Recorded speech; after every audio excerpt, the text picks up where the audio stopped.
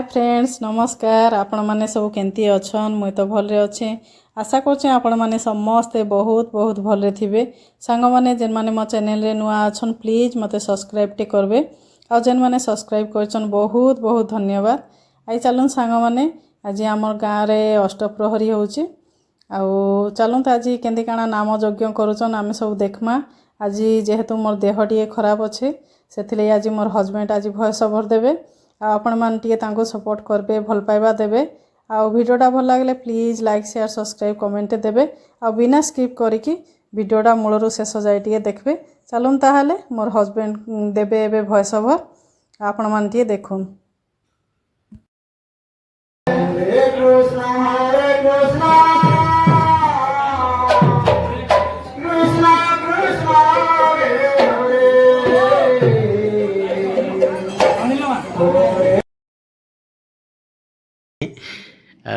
डरी नहीं करूँ आम चलन आम देखमा वीडियोटा सुंदर वीडियोटा स्टार्ट करमा एबे जेटा हूँ आमर गाँ को मुई पलि आसे तार देह खराब थिला तो से जाई नहीं तेणुक मुझा फास्ट यहाँ पहुँची पड़े आमर गाँव रे जुबराजपुर रे तो इने से कीर्तन करुछन नाम अष्टप्रहरी नाम यज्ञ करुछन सेने प्रथम यहाँ नाम गोसाई समस्त पिला देला परे मुई टिके पहुँची पड़ली से मोर टिके डेरी हो गला ना मुई टिके प्रारंभ रे पहुँची जाइसी आटा सब गाँ पिला माने यहाँ प्रथम नाम कीर्तन कर नाम दे दिगला न आपण मैंने तो जानी जान जे गोटे जेन शास्त्र रे कथा अच्छे हरे कृष्ण महामंत्र जेते दूर जाए गोहत्या ब्रह्महत्या छाड़ी न पलाए एक कथा जानी चान तेणु प्रति वर्ष आमर गाँव रे यहाँ करा जायसी अष्टप्रहर नाम यज्ञ आ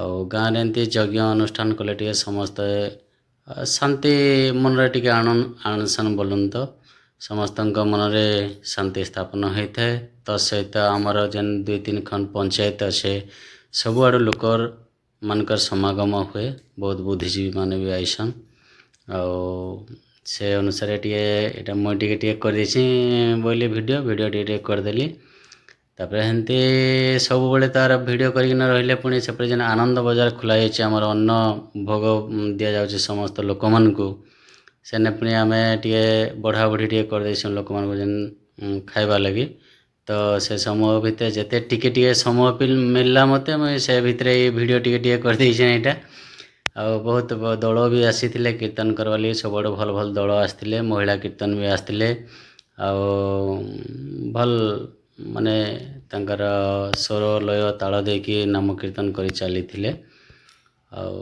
आटा आमर गाँव फास्ट यहाँ आरंभ ही यहाँ आमर गाँव पिला माने करुछन से टे कहले काका कर टे वीडियो आमटा टे कर यहाँ छाड़ब बोली कहले तो मुझे दर्शन करके मुंड संध्या समय आमर गाँव रे गोटे बहुत गहली हेसी आटा देखन तापरे प्रथम तो अन्न भोग नहीं दि जाए सकाळु सकाळु 12टा पर जाकि अन्न भोग दिखासी तेणु यहाँ समस्त कीर्तन दल मान को उपमा तरकारी यहाँ करा जाउछे तांको दिया जिबा तार परे जाकि 12टा पर जाकि अन्न भोग दिया जिबा तेणु समस्त लागे पड़छन आ बढ़िया भी होइछे देखन उपमा तरकारीटा बहुत बढ़िया होइथिला भी आ समस्त को दिगला दल मान को जेन मैंने आसला यहाँ पुणी अन्न भोग लगे रोषेईवास लगे यहाँ सब लगे पड़ा गाँव पिला माने आमर आ परिवा कटा लगे भी गाँव महिला माने पूरा लगे पड़छन जोरसोर कटाकटी करके पूरा रेडी कर देछन समस्ते समस्ते सहयोग रे सब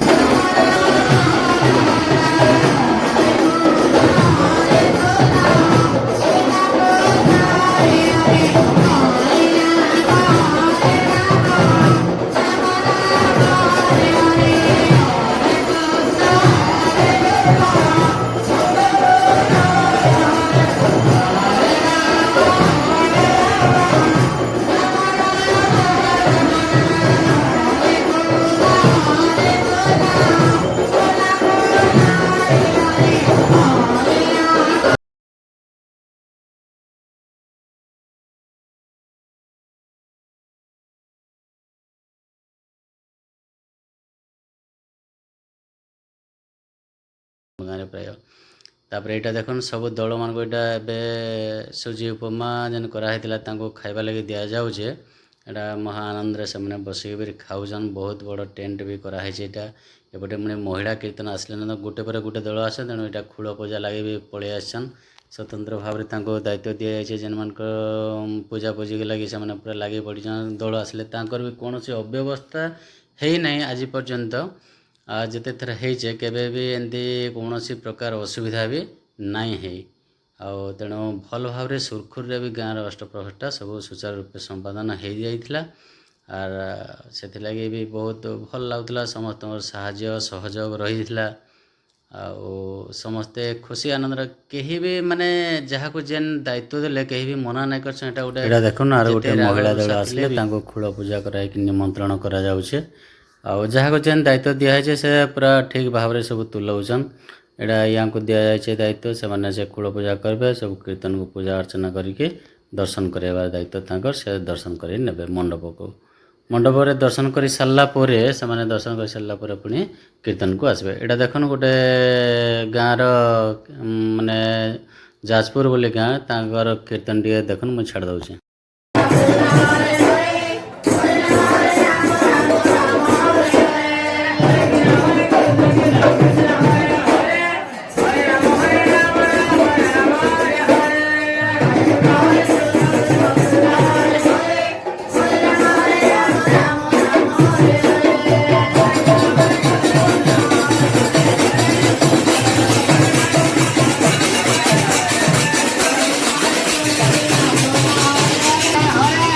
ମହିଳା କୀର୍ତ୍ତନମାନଙ୍କୁ ପୁଣି ପାଛୋଟି ନେଉଛ ମଣ୍ଡପକୁ। ଆଉ ସେମାନେ ପୁଣି କୀର୍ତ୍ତନ କରିସାରିଲା ପରେ ଭୋଗ ମଣ୍ଡପକୁ ଯିବେ। ଆଉ ପ୍ରାୟ ଆମର ଯେନ୍ 3-4 ଖଣ୍ଡ ପଞ୍ଚାୟତର ଲୋକ ସନ୍ଧ୍ୟା ସମୟରେ ବହୁତ ସମାଗମ ହେଇସନ୍। ଆଉ ଅନ୍ନଭୋଗ ଖାଇକିରି ସବୁ ଯାଇସନ୍। ଅନ୍ନଭୋଗରେ ବି ବହୁତ ସୁନ୍ଦର ଭାବରେ ଏଥର ରନ୍ଧା ବଢ଼ା ହେଇଥିଲା। ଅରୁଆ ଅନ୍ନକୁ କ୍ଷୀରି, ଘାଣ୍ଟ ତରକାରୀ, ଡାଲି ଆଉ ତେନ୍ତୁଳି ପକାଇକି ଯେଉଁ ସାକରା ଖଟା ଏସବୁ କରାହେଇଥିଲା। ମାନେ ବହୁତ ସ୍ୱାଦିଷ୍ଟ ବି ଥିଲା ସବୁତକ। ସବୁ ଲୋକମାନେ ବହୁତ ପ୍ଲିଜ୍ ହେଇଯାଉଥିଲେ ଖାଇକିରି, ବହୁତ ଭଲ ଲାଗୁଥିଲା। ସନ୍ଧ୍ୟା ସମୟରେ ଏତେ ବି ଗହଳି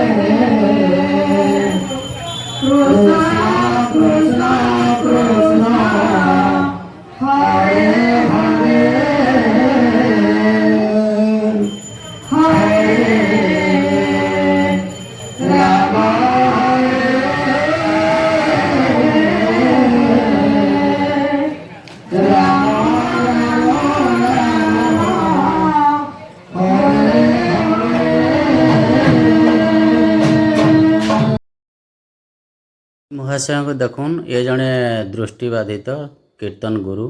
ସେ ଆମର ମୁସାଡ଼କୁ ଆସିଥାଇସନ୍, ପ୍ରତିବର୍ଷ ଆଇସନ୍ କୀର୍ତ୍ତନ ତାଙ୍କର ଶିଖାଇ। ଜଣେ ଦୃଷ୍ଟିବାଧିତ ବି ବହୁତ ସୁନ୍ଦର ଭାବରେ ସ୍ୱର ଲୟ ତାଳ ଦେଇକି ଗାନ କରିଯାଇସନ୍। ଏକଲାନ ମଣ୍ଡପ ଚାରିତକା ପରିଭ୍ରମଣ କରସନ୍।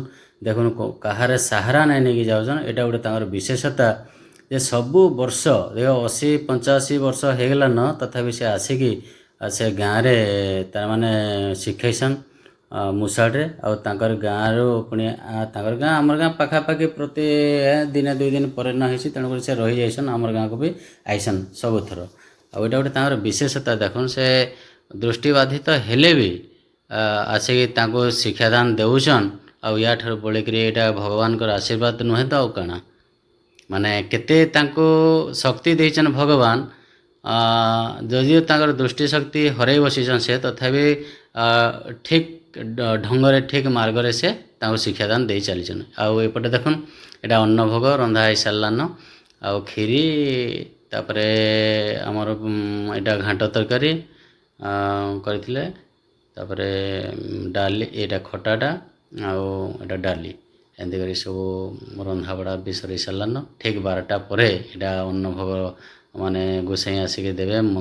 ତାଙ୍କର ମନ୍ତ୍ର ପଢ଼ିକିରି ଭୋଗ ଲଗାଉଛନ୍ ବର୍ତ୍ତମାନ ଏଦି ଆମର ଗୋଷୀ ଦେଖୁନ୍ ଏଇଟା ଦେଲା ପରେ ଏବେ ଅନ୍ନ ଭୋଗଟା ହେବା ମାନେ ସମସ୍ତଙ୍କୁ ଏବେ ସମସ୍ତ ଦଳ ଦର୍ଶକ ଗାଁ ଲୋକ ଯେତିକି ଆସିଥିବେ ଭକ୍ତବନ୍ଧୁ ସମସ୍ତଙ୍କୁ ଏଇଟା ଅନ୍ନ ଭୋଗ ଦିଆଯିବା ଖାଇବେ ସମସ୍ତେ। ତାପରେ ଗାଁ ଗହଳିରେ ଦେଖିବେ ଗାଁରୁ ସବୁ ଝିଅ ଭଉଣୀ ସମସ୍ତେ ଆସିଥିବେ ସେଇଟା ଗୋଟେ ତାର ଗୋଟେ ଆନନ୍ଦ ଗୋଟେ ବହୁତ ଅଲଗା ସମସ୍ତଙ୍କୁ ଭେଟ ଘାଟ ହେବାର ହେଇଛି ସେଇଦିନ ମାନଙ୍କରେ। ଆଉ ଗାଁ ଗହଳିରେ ତ ଜାଣିଥିବେ ନିହାତି ରୂପେ ଛୋଟିଆ ପର୍ବଟେ ହେଲେ ବି ସମସ୍ତେ ଭାଇ ଭଉଣୀ ଯେତିକି ଥିବେ ସମସ୍ତେ ଆସିବେ। ଆଉ ଏଇଟା ତ ଦୁନିଆର ବଡ଼ ଜିନିଷ କାଣା ଏଥିରୁ ବଳିକିରି ଆର କିଛି ନାହିଁ। ଏଇଟା ହେଉଛି ସେ ଯେନ୍ ସମ୍ପର୍କ ସେ ଆମର ଭିତରେ ଯେନ୍ ଏକତା ସେ ପର୍ବପର୍ବାଣି ପାଳନ ଭିତରେ ଯେନ୍ ଆମର ଗୋଟେ ମୈତ୍ରୀ ସ୍ଥାପନ ଏଇଟା ହେଉଛି ସେ କଥାଟା ଆର ବଡ଼ କଥା ଏଥିରେ ଆର କାଣା ଏଇଟା ଦେଖୁନ୍ ଯୁଗଳବନ୍ଦୀ କୀର୍ତ୍ତନ ଦେଖୁନ୍ ଏଇଟା ଗୋଟେ